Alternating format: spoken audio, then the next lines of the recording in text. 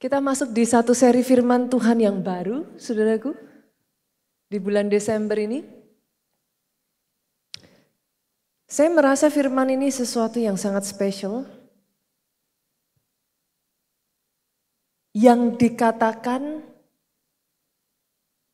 akan terlaksana. Sebelum saudara berpikir lebih lanjut, saudaraku, izinkan saya mengatakan ini di dalam kehidupan saudara, semua janji Tuhan yang baik, yang pernah diperkatakan atas hidupmu. Hari ini izinkan saya mengatakan ini dijadikan atas hidupmu terlaksana.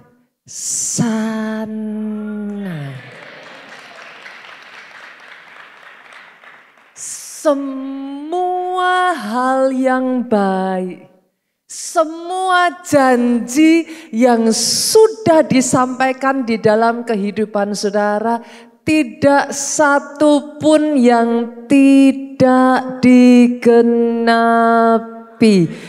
Terlaksana. Aminnya boleh yang paling keras. Tepuk tangannya boleh yang paling meriah buat Yesus Tuhan kita. Saya percaya saudaraku, ini adalah satu rema khususnya di penghujung tahun 2024 ini. For me it's very specific, buat saya pribadi ini adalah satu rema yang sangat spesifik, bahkan saya percaya rema ini mempersiapkan saudaraku kita memasuki tahun 2025. That's what I believe. Itu sebabnya saudara. Minggu yang pertama ini saya nggak akan berbicara terlalu berat. Minggu yang pertama ini saya mau melandasi seluruh firman ini sampai nanti kita menutup tahun 2025 ini dengan satu hal yang very very simple. Just believe. Itu yang akan jadi judul firman Tuhan di minggu pertama ini. Just believe. Percaya saja. Saya tahu buat sebagian dari saudara kata just believe doesn't come easily. Enggak segampang itu. Nanti saya akan menjelaskan kepada saudara why. Kenapa? Tetapi saya akan melandasi sepanjang bulan Desember ini dengan rema firman di minggu yang pertama ini. Just believe. Percaya saja. Dan karena bulan ini adalah hari ini adalah hari pertama dari bulan Desember. Boleh enggak saudaraku? Saya mengambil kisah-kisah Natal. Mencuplik kisah-kisah Natal di sepanjang firman Tuhan di bulan Desember ini. Yuk kita buka terlebih dulu dari Lukas pasalnya yang pertama ayatnya yang ke-30. Lukas pertama ayatnya yang ke-30 sampai 31. Kata malaikat itu kepadanya, jangan takut hai Maria, sebab engkau beroleh kasih karunia di hadapan Allah. Sesungguhnya engkau akan mengandung dan akan melahirkan seorang anak laki-laki dan hendaklah engkau menamai dia Yesus. Dua ayat ini bercerita tentang bagaimana Maria berjumpa dengan malaikat Gabriel dan mendapatkan kabar sukacita. Saya bawa saudara satu kisah lagi ya, ayat ke-36 sampai 37. Kita lompat beberapa ayat, kita berjumpa dengan sosok pribadi yang lain. Dan sesungguhnya Elisabeth sanakmu itu, ia pun sedang mengandung seorang anak laki-laki pada hari tuanya, dan inilah bulan yang ke-6 bagi dia, yang disebut mandul itu. Sebab bagi Allah tidak ada yang mustahil. Dua kisah saudaraku tentang dua sosok pribadi yang berbeda. Yang pertama adalah Maria dan yang kedua adalah Elisabeth.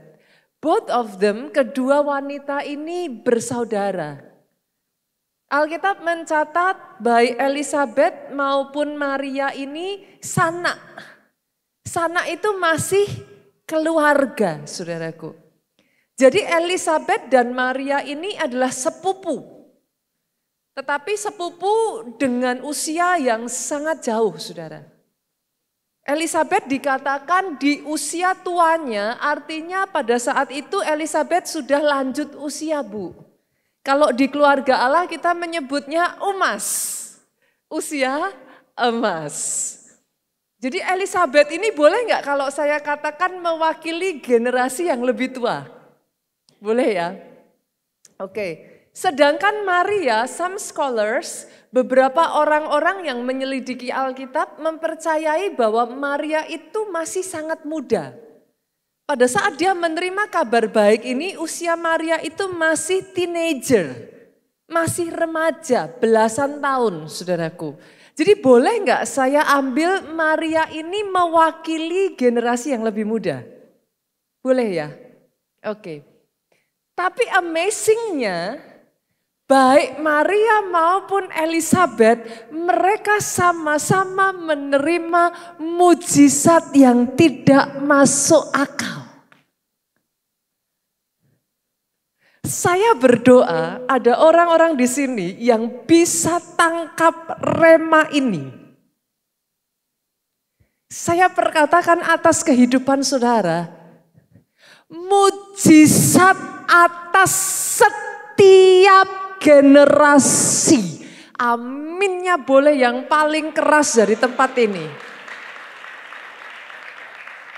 Bapak Ibu, in case ada di antara saudara yang berpikir bahwa yang butuh mujizat hanya orang-orang seusia saudara, you make a big mistake. Come on. In case saudara berpikir, Pastor, kalau kami nih yang udah lebih dewasa, kami butuh sangat banyak pertolongan Tuhan. Tapi saya berdoa ya saudaraku, sama seperti ada orang tua di tempat ini yang berdoa sama seperti saya. Masing-masing dari anak saudara ngalami Yesus secara pribadi, bersentuhan dengan keajaiban Tuhan. Just because I'm a pastor, anak saya enggak langsung lahir jadi pendeta, saudaraku. Ya sepakat, katakan amin. Itu sebabnya saya selalu berdoa. Somehow along the way dalam kehidupan anak-anak saya, mereka bersentuhan dengan pribadi Yesus, ngalami mujizatnya, ngalami keajaibannya, dan mereka bisa berkata, Tuhan yang disembah papi mamiku, Tuhanku juga. Hari ini saya memperkatakan ini saudaraku, ada mujizat untuk setiap generasi. Bahkan bagi saudara yang sudah berpikir, Pastor, I'm too old. Saya sudah terlalu tua. Apalagi yang perlu saya lihat. Doa saya apa yang Tuhan kerjakan atas Elizabeth. Dia justru mengalami mujizat terbesarnya di usia tuanya. Dimanapun saudara berada hari ini yang saudara berpikir saudara sudah terlalu tua untuk melihat hal-hal yang baru, sudah terlalu terlambat untuk mengalami hal-hal yang baru, saya perkatakan atas kehidupan saudara hari ini. Apa yang tidak pernah kau pikirkan, kau bayangkan, kau bahkan sanggup untuk perkatakan dengan mulutmu karena you do not dare. Ada mujizat terbesar justru di usia tuamu. Dan bahkan seperti Maria, saudaraku, she doesn't even plan. Maria itu bahkan gak minta, Pak. Inisiatifnya bukan dari Maria. Dia tidak pernah mengagendakan. Di akhir penghujung tahun ini ada di antara saudara yang dikejutkan Tuhan dengan keajaiban yang tidak pernah kau duga, yang tidak pernah kau agendakan, yang tidak pernah kau pikirkan. Engkau yang mau tangkap itu bersehati bersama dengan saya. Aminmu yang paling keras. Tepuk tangannya boleh yang paling meriah buat Yesus Tuhan kita. Saya berharap saudara bisa melihat bagaimana kedua mujizat yang terjadi ini bertolak belakang. Yang satu terjadi di usia tua yang come on. Orang banyak akan berkata kepada Elizabeth, it's too late. Elizabeth sudah ada di usia lanjut yang sudah nggak memungkinkan bagi dia untuk punya keturunan. Boleh nggak saya tambah saudaraku, Alkitab mencatat yang mandul itu. To make it even better. Saya nggak tahu apa yang saudara alami yang membuat saudara berkata, nggak mungkin pastor. Mustahil. Nggak bisa. Too late. Ada sebagian dari saudara yang mengatakan kepada saya, pastor, dokter sudah mengatakan terlalu terlambat. Too late. Seandainya saya datang sekian bulan yang lalu, there will still gonna be hope. But now, sekarang too late. Maafkan saya saudaraku,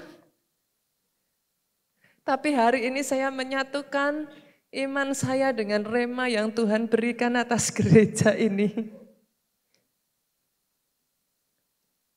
Buat saudara yang mengatakan sudah terlalu terlambat, biarlah mujizat yang sama, sukacita yang sama yang dialami Elizabeth. Saya akan mendengar kesaksian itu memenuhi gereja kita di penghujung 2024 ini. Aminmu yang paling keras.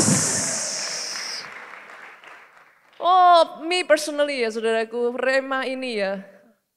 Saya tangkap, I believe it. Firman di gereja kita, oh, buat saya pribadi saudaraku, it speaks differently. Akan ada orang-orang di tempat ini yang Tuhan akan gerakkan saudara to do things. Pastor, umur seperti saya ini mau belajar lagi, udah too late. Come on. Belajar lagi, sekolah lagi. Apa? Saya nggak tahu apa yang too late buat saudara. Sebagian dari saudara mengatakan, pastor, aduh, seperti saya ini mau apa pelayanan, biar yang muda-muda. Too late. Maafkan saya saudaraku, tapi saya tahu pesan ini untuk saudara. Kalau hari ini saudara mengatakan too late, sudah terlambat.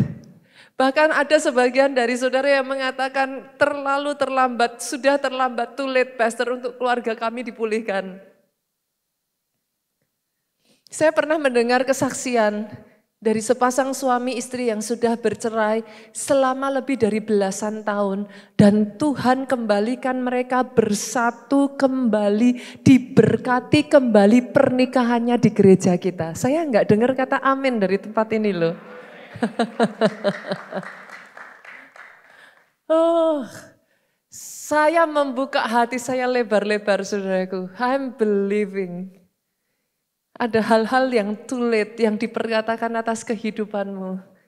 Yang dikerjakan Tuhan justru di penghujung tahun 2024 ini. Saya bahkan memperkatakan ada target-target yang saudara berkata, pastor, ya ampun udah tinggal 1 bulan. 30 more days. It's too late. saudara akan menemukan surprise upon surprise upon surprise di penghujung tahun 2024 ini. Apa yang orang katakan too late atas hidupmu, digenapi Tuhan. Apa yang dikatakan terlaksana, jadi atas kehidupan saudara. And even buat Maria, saudaraku. Kalau buat Elizabeth dikatakan too late, buat Maria sebagian dari saudara akan mengatakan too early, too young. Maria baru usia berapa? Suami aja belum punya.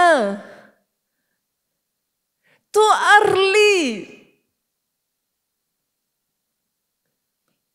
Dalam kehidupan saya ya saudaraku, saya itu udah bosan dengar orang ngomong too young. Too young. I heard that a lot gitu saudaraku. Saya dengar kata-kata itu sering sekali. Saya dibaptis, orang bilang sama saya too young. Di zaman itu orang nggak boleh dibaptis sebelum usia 12 tahun. Saya memberanikan diri saudaraku sebelum usia saya mencapai 12 tahun. Saya datengin Pastor Obaja waktu itu, saya pegang tangan beliau dan saya bilang, kalau saya sudah percaya Yesus, masakah saya nggak boleh dibaptis? Saya bisa melihat senyum di bibirnya Pastor Obaja dan Pastor Obaja ngomong, siapa yang larang kamu? Sana baptis. Saya menjadi anak termuda yang dibaptis pada saat itu, saudaraku. Yet again people saying to me, too young. Pada saat saya mengikuti SOM, saya adalah peserta SOM termuda, saudara. Semua orang ngelihat saya masih kecil. Dan mereka ngomong, too young. Saya menerima baptisan Roh Kudus sebelum saya dibaptis air. Di zaman itu saudaraku, not much. Enggak, hal-hal seperti itu bukan hal yang wajar. Again orang mengatakan kepada saya, too young. Saya minta jadi full timer setelah lulus SD. Dan orang ngomong sama saya, too young. Semua tuh ya, sampai saya itu bosen dengar orang ngomong too young.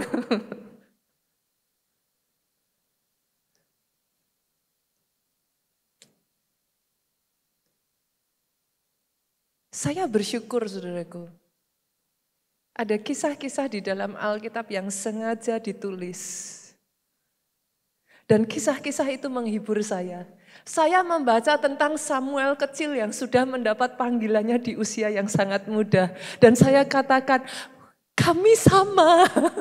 I'm so happy. I have friends. Saya punya teman. Memangnya kenapa kalau terlalu muda? Memangnya kenapa kalau terlalu awal?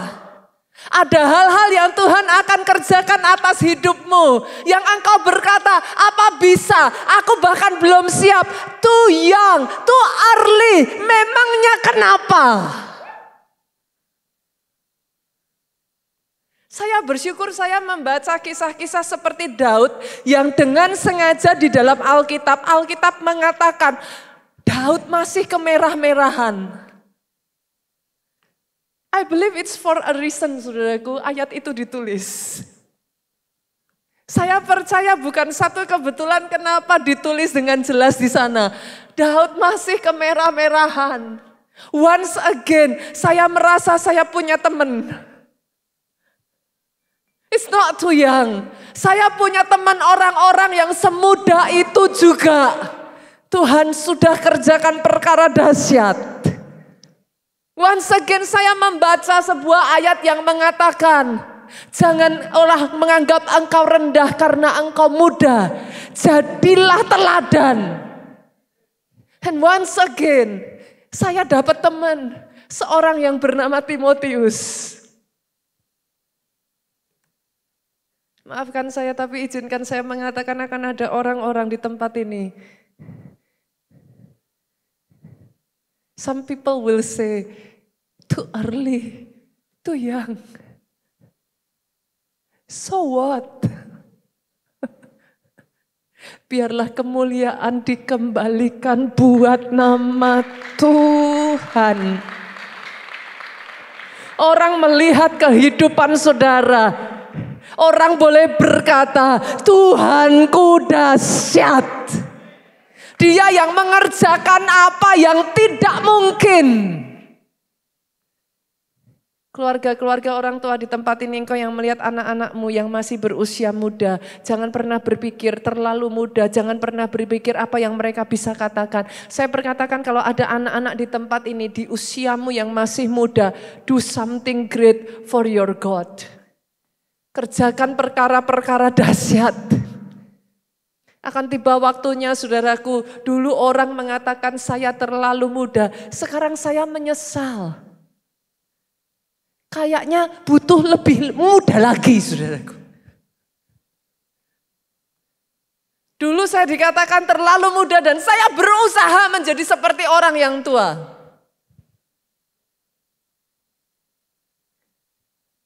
Tapi saya pikir-pikir, saya berdoa ada orang-orang yang nanti anak-anak yang jauh lebih muda.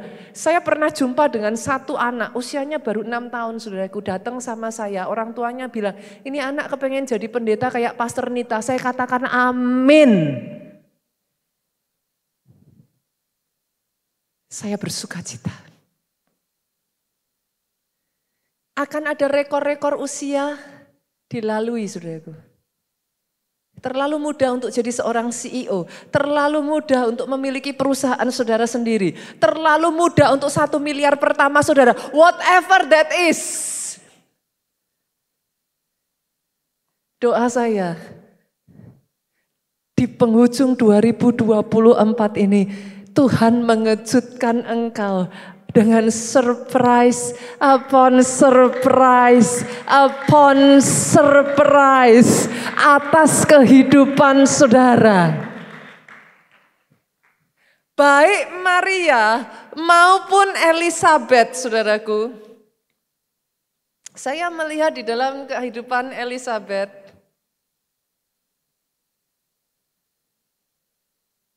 Tuhan membalikkan too late. The miracle of apa? Mujizat yang membalikkan, the irreversible, apa yang tidak mungkin dibalikkan, saudaraku. Tetapi di dalam kehidupan Maria, saya melihat mujizat percepatan yang luar biasa. Both of them, dua-duanya mereka mengalami mujizat yang tidak masuk akal. Muncul enggak sih pertanyaan di benak saudara? How can it be? Apa yang mereka lakukan sehingga mereka mengalami mujizat yang tidak masuk akal itu? Boleh enggak saya bawa satu ayat aja setelahnya? Kita lihat di dalam satu ayat itu ada rahasianya. Ayat 38 saudara.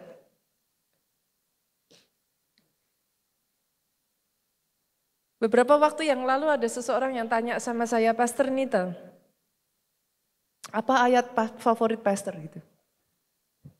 This one. Ini ayat emas saya, saudaraku. I love it so much. Kata Maria, sesungguhnya aku ini adalah hamba Tuhan. Jadilah padaku menurut perkataanmu itu. Rahasianya enggak susah, saudara. Just believe. Just believe. Basically sepanjang firman ini ya saudara. Nanti kita masuk di penghujung 2024. Saya ingin melandasi saudara. Dengan satu understanding. Jadilah orang yang gampang percaya sama perkataan Tuhan. Saya nggak akan nyampein firman yang terlalu bertele-tele, saudaraku. Salah satu hal yang saya paling sukai dari Nigeria, balik lagi, Pastor Nigeria lagi. Pastor sampai kapan? Nggak bosen-bosen. A lot of things I can learn. Pendeta mereka itu profesor loh, saudara. Pastor Adeboye itu profesor of mathematics. Banyak sekali pendeta-pendeta besar yang ada di sana. They are either profesor, doktor. Mereka orang-orang dengan gelar-gelar yang sangat tinggi sekali. Tapi yang saya takjub adalah tidak peduli saudara pinter. It's okay, it's good to be smart. What's wrong? Puji Tuhan kalau saudara dianugerahi kepandaian. Tapi apakah kepandaian itu membuat saudara sukar percaya firman? Come on, itu dua hal yang berbeda. Bukankah sains selalu membuktikan kebenaran firman? Hanya di tahun berapa barulah ditemukan bahwa bumi itu bulat. Setelah Yesaya mengatakan, engkau bertata di atas bulatan bumi. Sains membuktikan firman. Come on. Kepandaian tidak membuat saudara sukar untuk mempercayai firman. Just believe. Itulah yang membuat baik bagi seorang Elizabeth yang dikatakan too late dan seorang Maria yang dikatakan too young. Mujizat terjadi. Kalau Maria mengatakan aku ini hambamu, jadilah padaku seperti yang kau katakan. Lihat ayatnya yang ke-45 saudaraku. Ini perkataan Elizabeth. Dan berbahagialah ia yang telah percaya sebab apa yang dikatakan kepadanya dari Tuhan akan terlaksana. Dari ayat inilah saya mengambil judul firman hari ini. In case ada sebagian saudara yang cukup kritis, kok enak sekali sih Pastor, apa yang dikatakan terlaksana. Dari ayat inilah saya mengambil, saudaraku. Bukan saya yang mengatakan. Sebagian dari saudara akan ngomong sama saya kayak gini, Pastor, just believe, percaya saja, enak aja. Bukan saya yang ngomong, saudaraku, sorry. Ayat ini yang ngomong, berbahagialah. Dalam bahasa Inggrisnya, bukan berbahagialah. Bless. Diberkatilah saudara yang telah percaya. Jadi buat saudara yang it's always been difficult to believe, saudaraku. Hari ini saya mengatakan kepada saudara, berbahagialah. Diberkatilah orang yang percaya.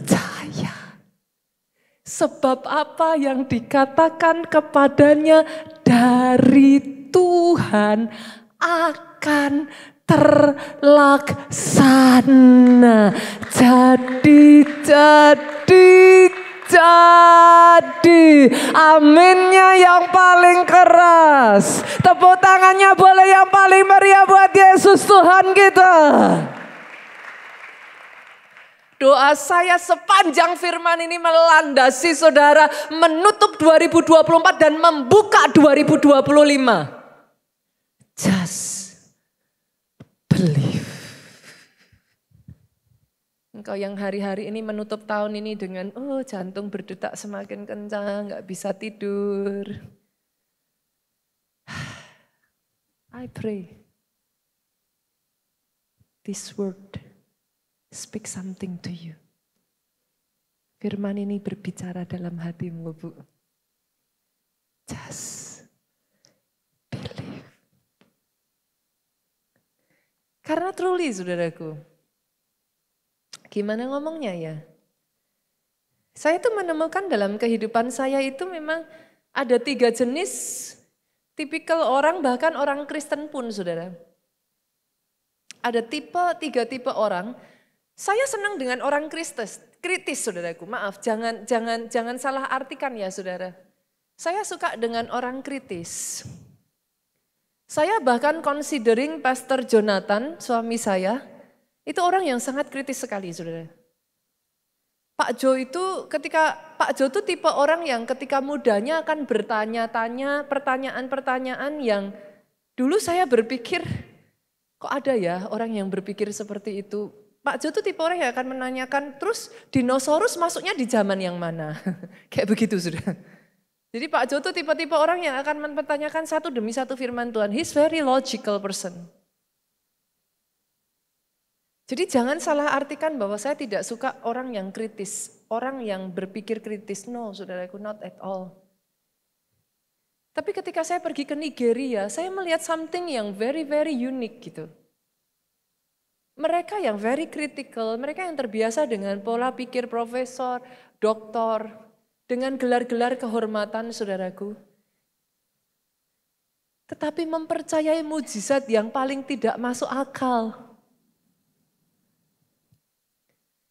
So it's two different thing. Saya menemukan ada 3 macam orang. Orang yang pertama, saudaraku, adalah orang yang simply memilih tidak percaya. Apa ada, Pastor? Loh, saudara masih ingat gak yang pertama menyaksikan Yesus bangkit dari kematian itu sebenarnya siapa? Coba. Renungkan perkataan saya ini. Siapa yang menyaksikan pertama kali Yesus bangkit dari kematian? Make a guess. Siapa, saudara? Para wanita yang datang ke kubur Yesus? Bukan. Siapa? Nah, justru penjaga. Itu kan dijaga. Dan Alkitab mencatat, penjaga yang melihat dan menyaksikan dengan kedua matanya lah yang disuap, kemudian memperkatakan hal yang sebaliknya. Bagaimana seseorang melihat dengan mata kepalanya gemetaran dan menyaksikan, benar-benar menyaksikan, lalu kemudian bisa berbalik dan mengatakan, no, it never happened. Ada orang-orang yang memang memilih untuk tidak percaya, saudaraku. Saudara mau ngomong apa? Saudara nggak butuh untuk mengatakan A, I, U, E, O. Karena di zaman itu bahkan Yesus sendiri loh, bukan hamba Tuhan yang ngomong. Yesus sendiri, the very own Jesus. Kurang apa buktinya? Ya simply nggak percaya tuh. Mau gimana? Ada orang-orang yang memang simply memilih untuk tidak percaya saja, saudaraku. Mau pendeta ngomong apapun, saya membuktikan kepada saudara dengan setiap ayat-ayat, apapun itu. Kalau saudara sudah memilih tidak percaya, ya sudah, gak bisa. Tapi ada jenis yang kedua, dan banyak orang zaman sekarang itu masuk di kategori yang kedua. Jenis yang sulit percaya. Bukan gak percaya loh. Loh, kalau sulit percaya itu bisa percaya enggak? Bisa. Tapi, harus lihat sendiri. Tapi, kayak Thomas itu loh. Sebelum aku mencucukkan jariku. Sulit percaya. Tapi ada orang yang ketiga. Dan Alkitab ngomong, you are blessed. Kalau kamu yang ketiga ini. Orang yang mudah percaya. Saya tahu perkataan saya ini pasti diprotes banyak orang.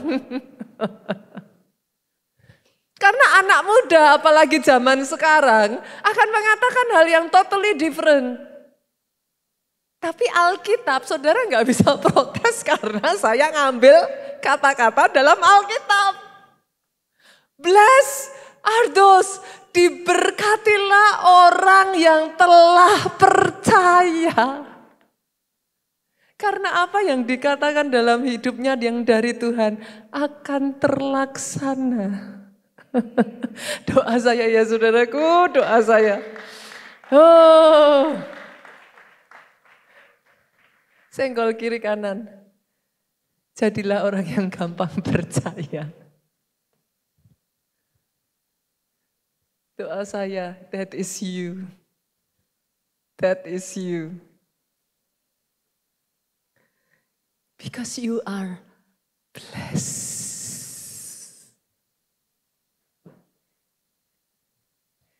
Orang yang gampang percaya ya saudaraku di dalam kehidupannya. Mereka again and again and again and again. Akan dibawa Tuhan dari surprise upon surprise upon surprise. Saya pernah ngobrol dengan anak saya yang besar saudaraku dan saya tidak menyalahkan saudara, karena itu saya senang dengan pemikiran-pemikiran muda yang very critical ya. Anak-anak saya tuh semuanya very critical saudara. Mereka menanyakan hal-hal yang sangat kritis sekali kepada saya. So I'm happy. Dan anak saya tuh tanya sama saya, why? Kenapa mami dulu kok percaya? Saya tuh jawabnya polos sekali tuh saudara. Saya bilang sama anak saya, mami dulu kok enggak kayak kamu ya non?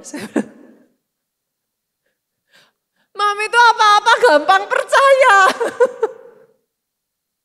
Bukan berarti saya I'm not critical ya saudaraku. Tapi somehow ya saya itu menyadari ya saudaraku. Kalau hati kita ini mudah percaya ya somehow ya. Mudah juga loh buat Tuhan untuk bekerja dalam hidup saudara. Coba saudara renungkan kisah yang tadi kita baca Maria sama Elizabeth. To be honest, saya itu salut sekali dengan Elizabeth. Bukan berarti bahwa apa yang dilakukan Maria itu enggak amazing ya. For me it's very amazing gitu. Tapi Maria tuh langsung ketemu sama malaikat kan. Dia langsung dengar dari malaikat kan. Dia dengar sendiri dengan telinganya. Demikian juga Zakaria. Tapi Elizabeth tidak.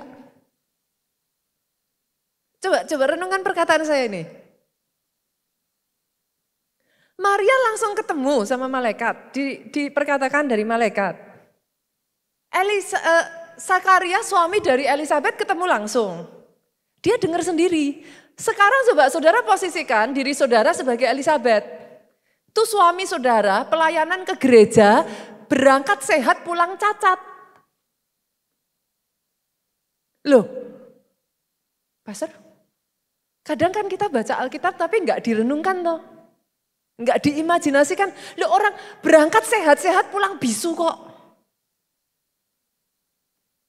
Coba saudara kalau jadi Elizabeth, suami pelayanan pulang-pulang begitu, marah enggak sama Tuhan.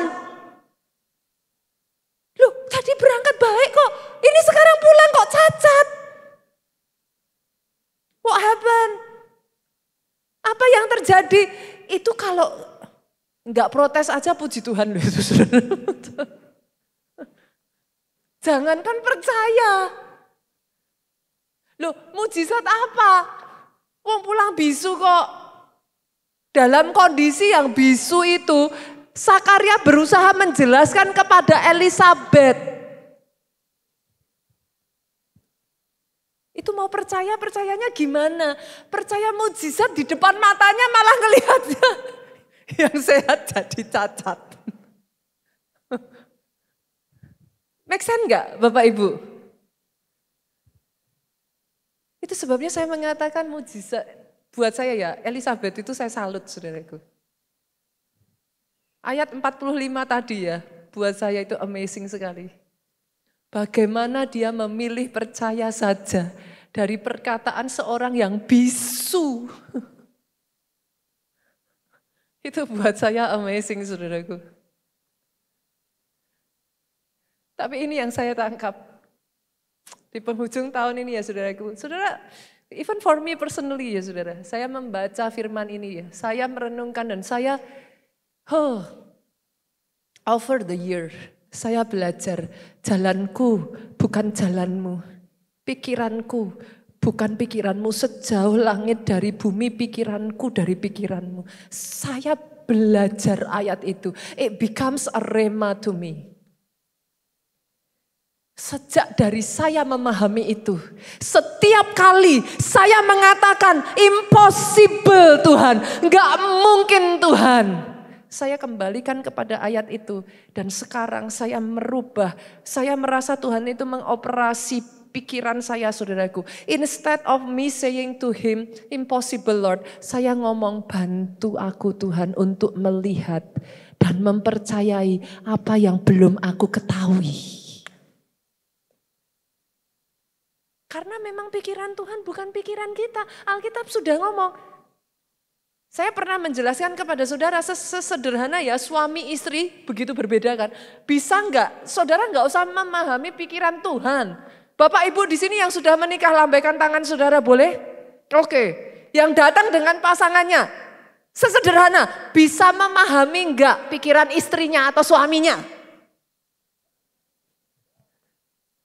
Nih, suami istri, berapa banyak? Gak usah saudara berpikir memahami pikiran Tuhan. Yang sudah menikah aja, berapa kali saudara ngomong gini, ini suamiku kayaknya udah menikah 20 tahun. Ada aja yang gak kita ngerti. Saudara ngerti yang saya maksudkan? Kok boro-boro saudara mau jauh-jauh memahami pikiran Tuhan? Does it make sense?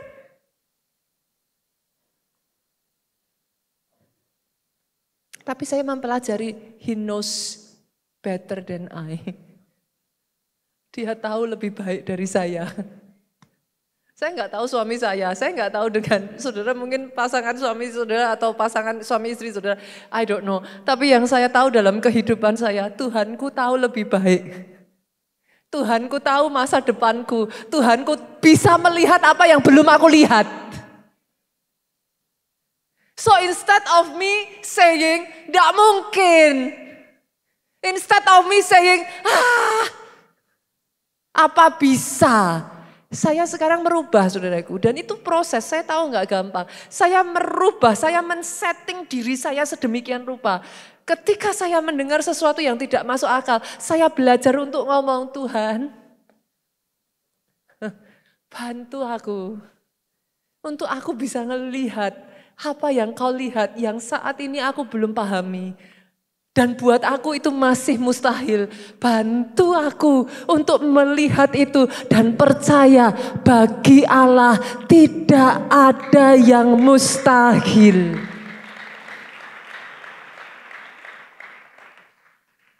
Apakah itu terlalu berlebihan, saudaraku? No ya, I don't think so ya. Oke.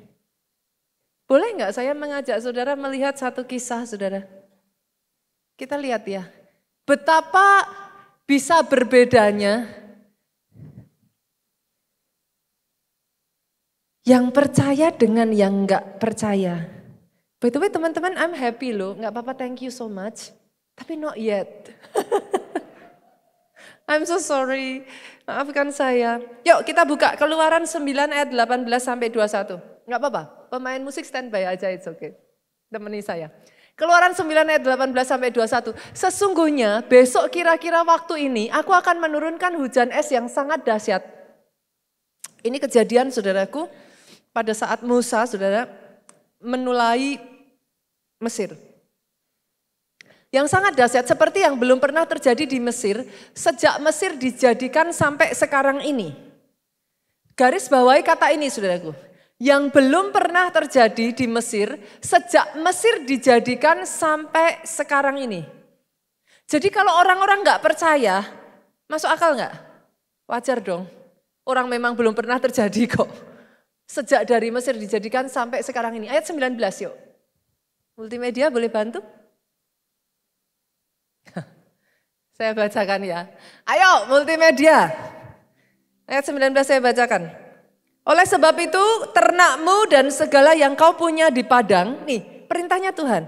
Suruhlah dibawa ke tempat yang aman, semua orang dan segala hewan yang ada di padang dan tidak pulang berkumpul ke rumah akan ditimpa oleh hujan es itu. Sehingga mati.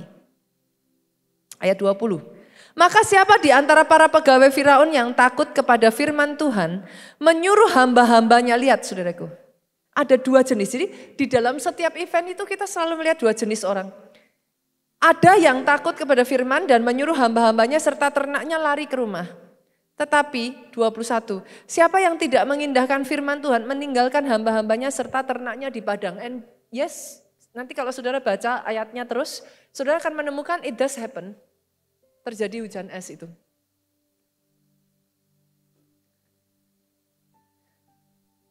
Again and again di dalam firman, saudara menemukan apa yang diperkatakannya terlaksana. Saya itu pernah mempelajari satu mata kuliah saudaraku di dalam teologia yang membuat saya takjub bahwa melalui raja-raja siapapun yang bahkan tidak takut Tuhan, yang bahkan menganiaya umat Tuhan, tetap rencana Tuhan tergenapi melalui mereka. Dan ketika saya memahami itu, I'm amazed saudaraku. Simply He is God. Manusia mau ngomong apa aja, He is God, period, titik. Now the choice belong to you. Saya hanya berdoa ya saudaraku. Saya menemukan jemaat keluarga Allah, para pelayan Tuhan keluarga Allah adalah orang-orang yang mudah untuk percaya.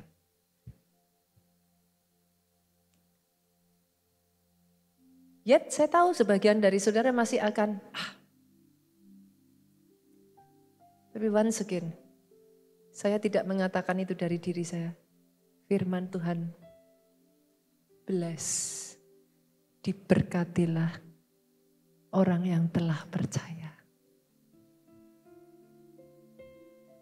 Boleh nggak saya ajak saudara merenungkan sedikit? Kita sudah ada di bulan Desember ya saudara. Pernah kepikiran nggak ya sampai dengan detik hari ini berarti sepanjang 1 tahun ini sudah berapa khotbah yang saudara dengar? Berapa kira-kira saudara? Karena udah tinggal 4-5 minggu maka sekarang ya udah sekitar 1 tahun 52 minggu. Setidaknya saudara sudah mendengarkan lebih dari 47 sampai 48 khotbah kalau datang tiap minggu ya. Oke. Belum termasuk khotbah saat Paskah, KKR 10 hari, acara-acara lain di gereja kita ya. Berarti at least gak berlebihan kalau saya bilang saudara sudah mendengarkan more than 47 sermons. Betul ya? Oke. Sepakat dalam hal itu saudara. Sejujurnya loh saudara, berapa yang masih saudara ingat? Halo. Tiba-tiba langsung gini saudara.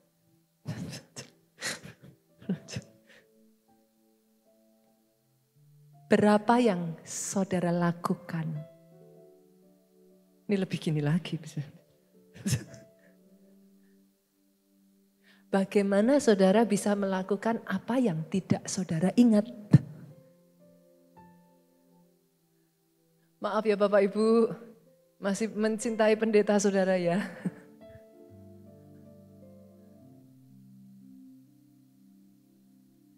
Coba saudaraku, dari awal tahun 2024 ini ada yang masih ingat nggak rema yang Tuhan berikan apa? The year of great multiplication. I take it. Saya tangkap itu. Itu sebabnya saya mengatakan, for me, firman ini buat saya, saudara. Even before I preach it to you, sebelum saya mengkhotbahkan kepada jemaat, this is for me. Saya mau jadi orang yang gampang percaya. Saya mungkin belum bisa melihat, saya mungkin belum bisa memahami. Tidak semua hal-hal yang terjadi dalam hidup kita ini kita bisa mengerti. Kadangkala protes. Tuhan ngizinkan protes kok. Buktinya Ayub protes gak disambar geledek, saudara. Dibolehin tuh Ayub protes sama Tuhan. Tuhan saudara tidak terintimidasi ketika saudara protes. Ayub berkeluh kesah didengar sama Tuhan. Tuhan gak marah, Tuhan gak langsung habisi Ayub. No. Gak ada salahnya. We are just human. Di dalam ketidakmengertian, di dalam keterbatasan pemahaman kita. Tapi saya ngomong loh sama Tuhan saudaraku. Bantu aku untuk jadi orang yang mudah percaya. Di bulan Februari saudaraku. Masih ingat firman berkat pasti di keadaan yang tidak pasti? Berjalan di bulan Maret kita berbicara tentang Tritunggal. Isu yang sangat banyak diserang hari-hari ini. God the Father, God the Son, God the Holy Spirit. Saya nggak habis pikir loh kalau ada yang bilang bahwa di gereja keluarga Allah itu firmannya tentang keuangan terus itu dari mana ya saudaraku? Sebagian ada yang mengatakan kepada saya tuh sampai bingung gitu. Kayaknya tuh bisa dilihat itu saudara. Dirunut kalau saudara lihat, ada kok datanya saudaraku. Tapi sorry yes, benar di keluarga Allah diajarkan tentang keuangan. In case saudara memilih bergereja di keluarga Allah, yes gereja ini percaya pada persepuluhan. Gak apa-apa ya saya ngomong gitu. Is it okay? See? Happy kok saudaraku.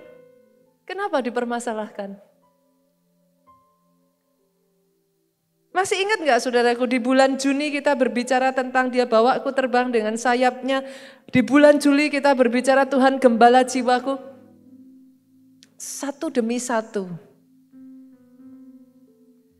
Saya merasa dalam kehidupan saya ya. Firman itu menggandeng tangan saya dan membawa saya berjalan melalui tahun 2024 ini. Tidak dibiarkan sendiri, tidak dilepaskan. Saya tahu saya ada hari ini karena firman yang berjalan bersama dengan saya. Firman itu hidup, firman itu daging. Saya akan menutup firman ini dengan mengatakan kepada saudara, berbahagialah, diberkatilah orang yang telah percaya. Karena apa? Yang dikatakan kepadanya yang dari Tuhan